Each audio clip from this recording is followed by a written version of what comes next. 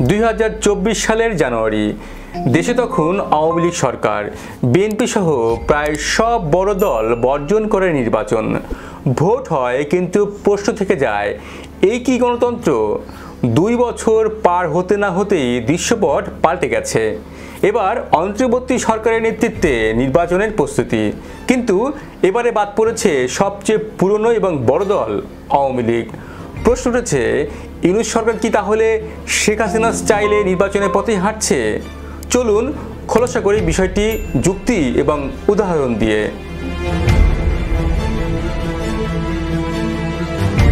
প্রথমে আমাদের বুঝতে হবে শেখ হাসিনা স্টাইল নির্বাচন বলতে আসলে কি বোঝায়। 2024 সালে 7ই জানুয়ারি দ্বাদশ জাতীয় সংসদ নির্বাচন নিয়ে আন্তর্জাতিক মহল, বিরোধী দল এবং বিশ্লেষকরা যা বলেছিলেন তা মূলত 4টি বৈশিষ্ট্য স্পষ্ট ছিল। একতরফা নির্বাচন, যেখানে বিএনপি, জামাত সহ বড় বড় বিরোধী দল বর্জন করে, শুধু আওয়ামী লীগ এবং তাদের সমর্থকরা এতে অংশ নেয়। 2, ডামি প্রার্থী নির্বাচনের নাটক, নির্বাচনী প্রতিদ্বন্দ্বিতায় ভান করতে অনেক আসনে আওয়ামী লীগের নিজস্ব নেতাদের দাঁড় করানো হয়। 3, ভোটারবিহীন কেন্দ্র, অনেক কেন্দ্রে ভোটার উপস্থিতি ছিল না, কিন্তু ফলাফল দেখা যায় 30 থেকে 40 এমনকি 50% ভোট পড়েছে। এবং 4, সরকারের যুক্তি, আওয়ামী লীগ তখন বলেছিল মানুষ ভোট দিয়েছে, নির্বাচন বৈধ, কে অংশ নিল সেটি আসলে মূল বিষয় নয়। এই নির্বাচন নিয়ে যুক্তরাষ্ট্র, ইউরোপীয় ইউনিয়ন সহ বহু দেশ উদ্বেগ প্রকাশ করেছিল এবং মাত্র 6 মাসের মধ্যে সেই সরকারের বিদায় হয়। এরপর আসে অন্তর্বর্তী সরকার। শেখ হাসিনা সরকারের পতনের পর দায়িত্ব নেয় একটি অরাজনৈতিক তত্ত্বাবধায়ক ধাঁচের সরকার, যার প্রধান উপদেষ্টা ডক্টর মোহাম্মদ ইউনূস। তাদের ম্যান্ডেট ছিল সব পক্ষের অংশগ্রহণে নির্বাচন, বিশ্বাসযোগ্য ইসি ও প্রশাসন গঠন, রাজনৈতিক ভারসাম্য নিশ্চিত করে গণতন্ত্রে ফেরত যাওয়া। কিন্তু বাস্তবতা কি? 2026 সালের ফেব্রুয়ারিতে নির্বাচনের আয়োজনের প্রক্রিয়া শুরু হয়েছে, কিন্তু আওয়ামী লীগকে নিষিদ্ধ করা হয়েছে দুর্নীতি এবং সহিংসতার অভিযোগে। বর্তমানে আওয়ামী লীগ একটি নিষিদ্ধ রাজনৈতিক সংগঠন। অন্তর্বর্তী সরকারের অভিযোগ, আওয়ামী লীগ রাষ্ট্রীয় সন্ত্রাসে জড়িত ছিল, নির্বাচন ব্যবস্থাকে ধ্বংস করেছিল, বিচার বহির্ভূত হত্যায় সম্পৃক্ত ছিল। এই নিষেধাজ্ঞার ফলে 2026 সালের নির্বাচনে আওয়ামী লীগ অংশ নিতে পারবে না। তবে প্রশ্ন হচ্ছে, আওয়ামী লীগ তো এখনও দেশে 30 থেকে 40% ভোটের মালিক, তাহলে তাদের অনুপস্থিতিতে কিভাবে একটি অংশগ্রহণমূলক নির্বাচন সম্ভব? ডক্টর ইউনূসের সরকার আবারও সেই পুরনো যুক্তি সামনে আনছে, মানুষ ভোট দিলেই হলো। একই দর্শন, ভিন্ন সময়ে ভিন্ন মুখে। এটি কি শুধু কাকতালীয়, নাকি রাজনৈতিক কৌশলের পুনর্চর্চা? তুলনা অনেক ভয়াবহভাবে মিলে যায় 1996 সালে 15ই ফেব্রুয়ারির নির্বাচনের সঙ্গে। সেদিন বিএনপি একতরফা নির্বাচন করেছিল, ভোটার ছিল না, বিরোধী দল ছিল না কোনো বৈধতা। আন্তর্জাতিক চাপ, দেশীয় প্রতিরোধ এবং জনরোষের সামনে বিএনপি সরকার 1 মাসে টেকেনি। 2024 সালে শেখ হাসিনা সরকারও একতরফা নির্বাচন করে, 6 মাস পর সেটাও বিদায় নেয়। এখন প্রশ্ন হচ্ছে, ডক্টর ইউনূসের অন্তর্বর্তী সরকার যদি 2026 সালের ফেব্রুয়ারিতে আরেকটি একতরফা নির্বাচন করে, তাহলে কি তার পরিণতি আলাদা হবে, নাকি একই ঘটবে? আন্তর্জাতিক সম্প্রদায়ের প্রতিক্রিয়া খুবই গুরুত্বপূর্ণ।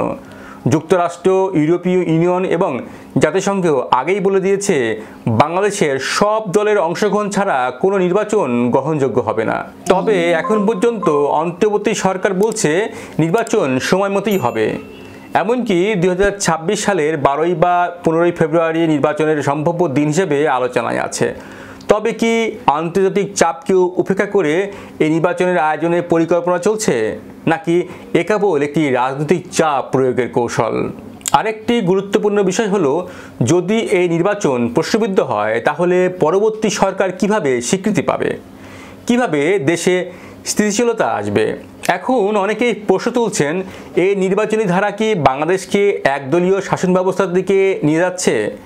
বিএনপির সময় যেমন হয়েছিল, আওয়ামী লীগের সময় যেমন হয়েছিল, এবারও কি সেই একই চক্র চলছে?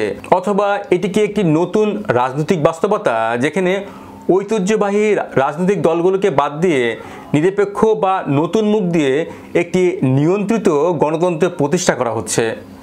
এর পেছনে কি আন্তর্জাতিক কোনো সমঝোতা কাজ করছে, নাকি দেশীয় একাংশের ইচ্ছায় চাপিয়ে দেওয়া হচ্ছে পুরো জাতির উপর? গণতন্ত্রের সবচাইতে গুরুত্বপূর্ণ ভিত্তি হলো অংশগ্রহণমূলক নির্বাচন, অর্থাৎ জনগণের পছন্দের সব দলকে নির্বাচনে অংশগ্রহণের সুযোগ থাকতে হবে। যদি দেশের সবচেয়ে বড় একটি দল নির্বাচনে না থাকে, সেটা নিষিদ্ধ হোক বা বর্জন করুক, তাহলে সেটা প্রতিযোগিতামূলক নির্বাচন নয়। গণতন্ত্রে শুধু ভোট গ্রহণ নয়, ভোটের বিকল্প বেছে নেওয়ার সুযোগও গুরুত্বপূর্ণ। আমরা অতীতে এমন নির্বাচন বহুবার দেখেছি। 1996 সালে 15 ফেব্রুয়ারি বিএনপি একতরফা নির্বাচন করেছিল, মাত্র এক মাসেই সরকার পড়েছিল। 2024 সালে 7 জানুয়ারি আওয়ামী লীগ একতরফা ভোটে সরকার গঠন করেছিল, কিন্তু 6 মাসেই ক্ষমতা ছাড়তে হয়। এখন যদি ইউনূস সরকারও একই পথে হাঁটে, আওয়ামী লীগ ছাড়া নির্বাচন করে নিজেরা ভালো সরকার দাবি করে, তাহলে ইতিহাস কি বলবে?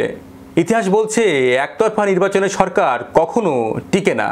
সুতরাং প্রশ্নটি শুধু রাজনৈতিক নয়, এটা নৈতিক এবং সাংবিধানিকও। আপনি যাকে অগণতান্ত্রিক বলে সরালেন, আপনি নিজে কি তার পথে হাঁটছেন না? শেখ হাসিনার মতো করেই যদি নির্বাচন করতে হয়, তাহলে আন্দোলন, ত্যাগ, ন্যায্যতার সেই দাবি গেল কোথায়? বাংলাদেশের জনগণ নতুন কিছু চায়। তারা চায় প্রতিদ্বন্দ্বিতা হোক, সব দলের অংশগ্রহণ হোক এবং সরকার জনগণের ভোটে আসুক। একপাক্ষিক নির্বাচন দিয়ে কখনোই দীর্ঘমেয়াদী স্থিতিশীলতা পাওয়া যায় না। আপনি কি মনে করেন, ইউনূস সরকার কি শেখ হাসিনার পথে হাঁটছে? জানান আপনার মতামত। আর ভিডিওটি ভালো লাগলে লাইক এবং সাবস্ক্রাইব করুন। আর এতক্ষণ আমাদের সঙ্গে থাকার জন্য ধন্যবাদ।